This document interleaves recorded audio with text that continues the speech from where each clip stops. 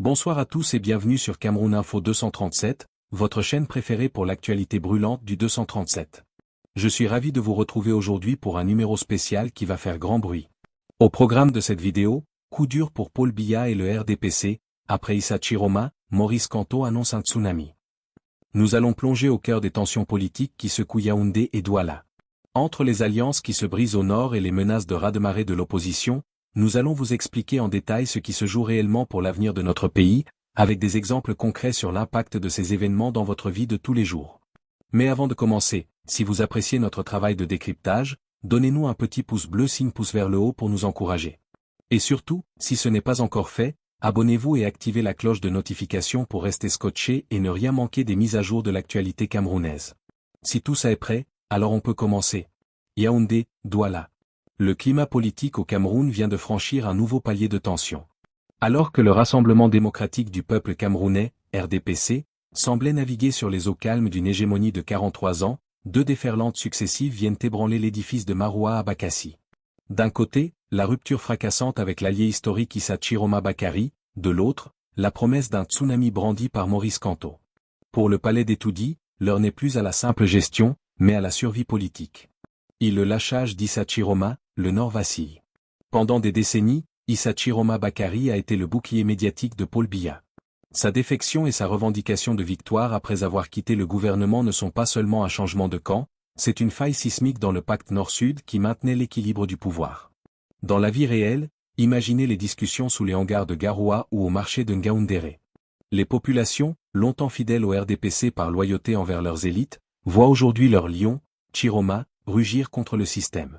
Cela crée un doute, si celui qui nous disait que tout allait bien dit aujourd'hui que tout va mal, qui devons-nous croire? L'impact, ce départ fragilise le vote du Grand Nord, autrefois considéré comme le bétail électoral du parti au pouvoir. 2. Le tsunami de Maurice Kamto, la stratégie de l'encerclement. Malgré l'exclusion de sa candidature par les instances officielles, Maurice Kamto n'a pas dit son dernier mot.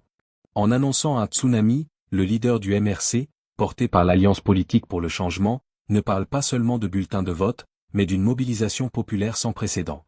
Ce n'est pas une simple élection, c'est une confrontation entre deux époques. Analyse d'un politologue à Douala. Exemple concret au quotidien. Dans les taxis de Yaoundé ou les Benzka, mototaxis, de Douala, le mot tsunami est sur toutes les lèvres. Pour le jeune diplômé sans emploi qui vend des crédits téléphoniques au bord de la route, ce mot représente l'espoir d'un grand nettoyage. Kamto mise sur cette frustration sociale, la vie chère, le prix du litre d'huile qui double, les coupures d'électricité incessantes pour transformer la colère en raz-de-marée politique. 3. Un RDPC sous pression, la fin de l'invincibilité? Pour Paul Biya, 92 ans, la situation est inédite.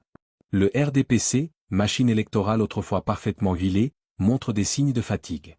Les appels du peuple pour une énième candidature peinent à masquer les divisions internes. Le paradoxe de la vie actuelle, alors que les élites du parti célèbrent à grands frais lors de meetings fastueux, le Camerounais moyen lutte pour payer les frais de scolarité de ses enfants. Ce décalage est le terreau fertile du tsunami annoncé. Le RDPC ne se bat plus seulement contre des adversaires, il se bat contre le temps et contre la réalité économique. Ce qu'il faut retenir, l'analyse du journaliste. Le coup dur mentionné n'est pas qu'une question de personnes. C'est la fin d'un système de cohabitation tranquille. L'alliance rompue avec Chiroma enlève au pouvoir sa légitimité dans le Nord. L'offensive de Kamto maintient une pression constante sur les institutions, et les CAM, Conseil constitutionnel. La rue devient l'arbitre ultime. Si le tsunami se confirme, il pourrait prendre la forme de ville morte ou de contestation civile massive qui rendrait le pays ingouvernable. Micro, le mot de la fin.